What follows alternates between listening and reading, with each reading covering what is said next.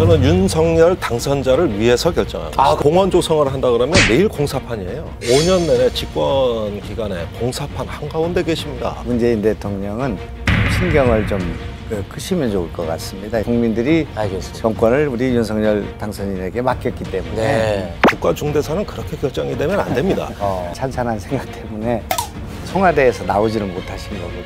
청와대 폐쇄성을 벗어나 용산 국방부 청사 이전 결정을 신속히 추진하는 것이 옳다고 판단됩니다.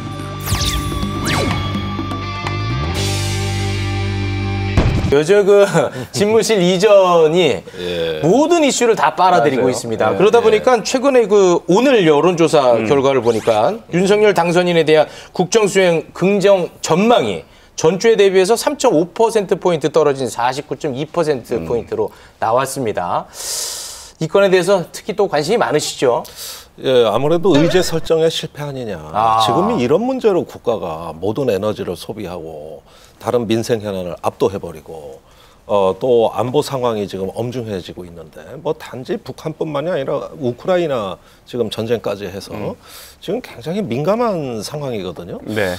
비 올 때 지붕 고치는 거는 그렇게 현명한 일이 아닙니다. 아무리 이게 집수리를 하고 지붕을 고치려도 장마철 피해서 하면 되는 거예요. 뭐 하지 말라는 것도 아니거든요. 일단 이제 지금 말씀대로 하면 지금 여러 가지 현안이 있기 때문에 이건 좀 뒤로 밀어놓고 이제 대체적으로 청와대에 들어가서 한 6개월 내지 1년 정도의 시간을 가지면서 아까 얘기한 안보 문제라든지 이런 것들 정리하고 이렇게 하자 하는 견해가 있을 수 있잖아요. 근데 그 경우가 여태까지 너무 많았거든. 김영삼 정부 때 그랬고 이명박 때 그랬고 또 그 문재인 대통령 때 그랬고 이렇게 해서 약속을 지키지 못했거든요. 이제 그러니까 이사를 지금 하지 않으면 안 되는 절박성이 있는 거예요. 결단이 필요할 때다. 내일 국무회의에서 예비비가 통과가 되면 바로 이사를 진행하겠다라고 했는데 근데 오늘 청와대에서 촉박한 시일 안에 이전하는 게 좀 무리한 면이 있어 보인다. 반대 입장을 밝혔고요. 근데 청와대가 왜 이렇게 제동을 걸었다고 생각하십니까? 저는 윤석열 당선자를 위해서 결정합니다. 그렇습니까? 어떤 의미입니까? 왜 그러냐 하면은 경호실도 다 시스템이 안정화가 안 돼 있고 거기에다가 국방부 합참도 안 돼 있고 그다음에 저 공원 조성을 한다 그러면 매일 공사판이에요. 그 앞에 지금 국방부 시설 많거든요. 다 부셔야 돼요. 그다음에 저기 미군 기지 반환하면 그냥 공원이 되는 게 아니라 그 환경 오염이 많이 돼 있기 때문에 그 실태 조사해야 되고요. 오염된 땅은 다 걷어내 객토한다 그러지 않습니까? 이래서 새로 덮어야 되고요. 공원 조성해야 되고요. 또 이걸 하려면 환경 영향 평가도 해야 되고요. 또 경제성 평가도 해야 되고. 이러면은 어떻게 되느냐? 5년 내내 집권 기간에 공사판 한가운데 계십니다. 그러니까 대통령 뜻은 저런 것들은 급하지 않다면 저런 어떤 그 공원화 조성 사업 또 뭐 합참 이전 이런 걸 먼저 해놓고 대통령은 맨 나중에 오시는 거거든요. 근데 이 순서가 거꾸로 된 거거든요, 지금. 그렇지 않습니까? 그러니까 이렇게 법과 절차, 어떤 예산, 공론화 모든 과정을 다 뛰어넘어 가지고 하는 것은 대통령 직무 수행하시기에 대단히 어려움이 많으실 거니까 제 생각에는 윤석열 당선자를 위해서 다음 정부가 일을 잘할 수 있도록 대통령이 결정을 대신 해준 거예요. 제가 궁금한 건 뭐냐 하면은 지금 윤석열 당선자께서는 단 하루도 청와대는 안 가겠다. 거기 들어가면 못 나온다. 아니 거기가 감옥도 아니고 거기가 무슨 뭐 저기 대통령이 들어가면은 완전히 뭐 거기에 갇혀버리는 청와대가 구중궁궐이란 표현하지만 하루에 4,000명의 관광으로는 시민들이 다 계신 그 아주 그 소통의 공간인데 단 하루도 못 가겠다 이러면서 저 공원 조감도가 나오고 이러는 것은 제가 보기에는 좀 비현실적이고 어떤 그 사실하고도 맞지 않는 어떤 초현실적 상황이다. 여기에는 우리가 모르는 뭔가 이유가 있을 것 같아요. 이게 너무 궁금하다는 거예요. 우선 저기 문재인 대통령은 좀 신경을 좀 크시면 좋을 것 같습니다. 신경을 끄라고요? 이제 대통령께서 말씀하시기를 대통령에서 퇴임하고 나면 좀 잊혀지고 싶다 그렇게 말씀하셨거든요. 그러니까 너무 윤석열 당선인에 대해서 너무 깊은 애정을 갖고 관심을 갖는 일을 좀 하지 않으셨으면 좋겠어. 그런 거는 이제 그 국민들이 알겠습니다. 정권을 우리 윤석열 당선인에게 맡겼기 때문에 거기에다 그냥 두시면 되는데 너무 만기친남이라고 할까 이제 임기가 끝나고 나서도 나라를 걱정하시는 것 같아요. 애정을 좀 접어둬라. 네. 아니 그게 아니고요. 자, 용산 시대는 대통령 혼자 만드는 게 아니라 국민과 같이 만드는 겁니다. 이건 국민 재산권에도 영향이 있고 국가 안보 태세에도 영향을 주고, 그런데 당선자의 외롭고 고뇌에 찬 결단이라고 합니다만 국가 중대사는 그렇게 결정이 되면 안 됩니다. 이것은 국민과 함께 손잡고 가는 거예요. 그래야 제왕적 대통령제를 우리가 벗어날 수 있고 극복할 수 있는 거거든요. 그러니까 이런 부분들은 제가 알기로는 전문기관의 어떤 그 의견 개진이 없었어요. 국방부, 합참, 경호처 다 의견 들어봐야 되거든요. 문재인 대통령이 퇴임 후에 데리고 나가는 사람들이 아니에요. 그렇죠.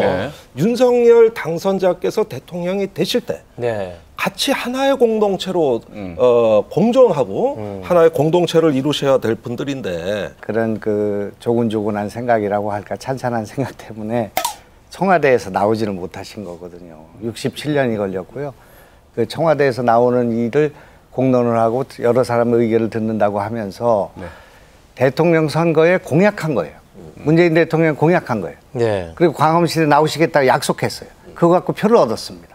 근데도 나오지 못하셨잖아요. 제왕적 대통령 그 권위주의를 청산한다는 것이 쉬운 일이 아니거든요. 끊고 넘어가야 되는 문제인데 지금 아까 말씀한 것처럼 전문가 다 듣고 또 주변 사람 의견 듣고 그거는 지난 대선 때 일단 그걸 공약하고 국민들로부터 동의를 받은 거거든요. 그렇기 때문에 그건 이제 광화문. 그러니까 광화문인데 광화문이라는 것이 광화문으로 나오겠다는 뜻도 있지만은 청와대에서 나오겠다는 뜻이잖아요. 알겠습니다. 그렇기 때문에 그런 것을 그런 식으로 자꾸 문제를 삼아가지고 절대로 나오지 못하죠. 그러니까 이번에는 우리 당선인의 입장은 여러 가지의 경험을 봐서 이제 절대로 청와대는 들어가지 않는다. 이렇게 이제 결론을 내린 거죠. 어쨌든 윤석열 당선인의 의지는 되게 확고해 보입니다. 5월 10일에는 절대 청와대 안 들어가겠다고 하고 안 되면은 물리적으로 이사가 용산으로 안 되면은 통이동에서 지금 현재 인수위 그 사무실에서 대통령 직무를 보겠다고 했는데 이거 홧김에 한 말이겠죠? 아닙니다. 사실상 가능합니까? 다른 길이 없으니까. 진짜요? 왜냐하면 청와대를 이제 들어가지 않겠다는 것은 공약이었고 그런 약속을 했고 또 이 용산으로 가려고 했는데 예비비를 승인을 안 해가지고 못 가는 거잖아요. 못 가는 거죠. 이제 그렇게 이제 그런 상황이 오면 일단 인수위 사무실 취임을 해서 예비비를 쓸 수 있을 때까지는 통이동에 있을 수밖에 없다 그런 얘기죠. 진짜로요? 그렇습니다. 그러니까 지금 우리 김종대 전문가나 또 그 문재인 대통령이 마치 우리 국가를 생각하고 국군 통수권자의 건강이나 뭐 무슨 안위를 생각하는 것처럼 말씀하시지만 일단은 당선자한테 맡기고 예비비를 주시는 것이 맞는데 그걸 주지 절실하다. 않아서 통이동에 있게 된다면 그거야말로 국군 통수권자의 안위가 걱정이 되는 거 아니겠습니까? 알겠습니다. 뭐 통유리도 무슨 안전유리도 없고 뭐 여러 가지 방탄유리가 아니다. 뭐 이런 얘기까지 나오고 있습니다. 아니 그러면은 한 발짝 물러서야 된다. 교수님이 이제 전문가시니까 지금 뭐 전직 합참의장, 뭐 국방부 장관, 뭐 반대 의견을 또 표명하고 있지 않습니까? 전문가적 관점에서 지금 바로 이제 용산으로 가면 가장 큰 문제가 되는 게 무엇입니까? 아니 우선 가장 큰 문제는 제가 청와대 위기관리센터를 여러 차례 드나들면서 그 시스템을 좀 봤거든요. 그런데 이것은 장비를 뜯어서 그냥 옮기는 문제가 아니라 해경, 경찰, 국정원, 군 이렇게 어떤 다양한 유관기관들의 어떤 시스템이 촘촘하게 연결되어 있는 하나의 거대한 아키텍처 시스템이에요. 청와대. 이것을 갖다가 국방부 지하 벙커로 옮겨도 우선은 시설 설치하고 라인 깔고 그다음에 굴려봐야 될 거예요. 안정화 기간까지 하면은 빠르면 6개월. 어쩌면 1년까지 걸려요. 거기가 국가안전보장회의가 열리는 데기 때문에 공간 조성도 해야 되고 뭐 방음 또 뭐 도청 방지 뭐 여러 가지 이제 이런 것들이 추가적으로 그 시설 개선이 들어가게 되면은 이게 1년 안에 정상화가 될까? 두 번째로 거기 국방부 벙커에 있는 건 한미 동맹 지휘 체계입니다. 미군의 지휘 체제가 깔려 있어요. 센츄리 K라고 해요. 이것을 옮기는 것은 미군의 동의 없이는 안 됩니다. 그러니까 우리가 평택기지 조성할 때도 제일 어려운 게 그 용산에 있는 C4I 그 지휘 통제 체제를 옮기는 문제였어요. 이게 막판에 비용이 폭탄이 그냥 쏟아진 거거든요. 틀림없이 고가의 비용을 요구할 겁니다. 그러니까 동맹국이 그 미군이 자기네 어떤 그 값비싼 인공위성에서 그 얻는 정보를 유통시키는데 허술한 거를 그냥 용납하겠습니까? 그다음에 그 합참에 있는 위기관리센터는 이런 거 없이 경찰, 소방, 방재 이런 시스템이 아니라 육해공군 군사 상황을 그 점검하는 시스템이거든요. 예, 그러니까 여기는 또 보호가 돼야 돼요. 여기에는 누가 외부인이 함부로 들어가서는 안 됩니다. 대통령도 들어가 간섭하면 안 되는 보호해야 될 장소예요. 자, 이렇게 각자의 제자리에서 전문성, 순수한 어떤 자기 위기 관리의 어떤 본연의 역할들이 있어요. 그다음에 경호실이 온다는데 경호 상황실이 있어야 됩니다. 그 대통령이 지나가면은 핸드폰 다 마비되지 않습니까? 그 통신 방해 전파예요. 통신단이 와가지고 시스템을 짜야 되고, 그다음에 그 국방부 청사 앞에 20층 이상의 그 고층 아파트가 한 3지역이 있습니다. 거기서 다 보여요. 위에서 보면 국방부 청사가 다 보입니까? 아니, 대통령 출퇴근하는 거 다 파악돼요. 그럼 위험하죠. 그러면은 경호실이 와가지고 경호 작전을 짜야 됩니다. 경호 매뉴얼, 작전, 이 지형, 환경, 북악산이 뒤에 있는 거하고 용산은 다르잖아요.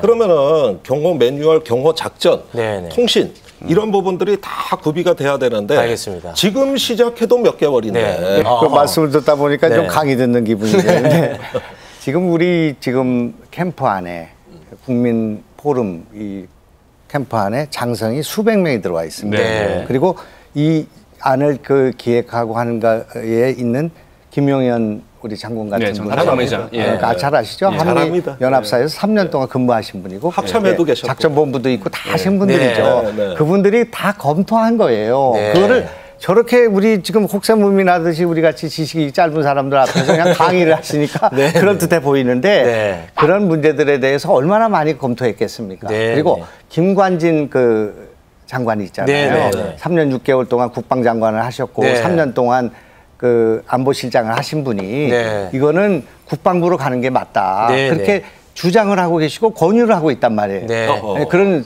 상황이기 때문에 한 번만 그랬어요. 아니요. 지금 그 11명의 연합 합참의장도 다 제가 통화를 했는데 자기들은 이거 있기 전에 건의 사항으로 이런 것들을 좀 신중하게 하는 게 좋겠다고 얘기한 것이지 반대한 것이 없다 이렇게 말씀을 하고 계시요 몇 분은. 알겠습니다.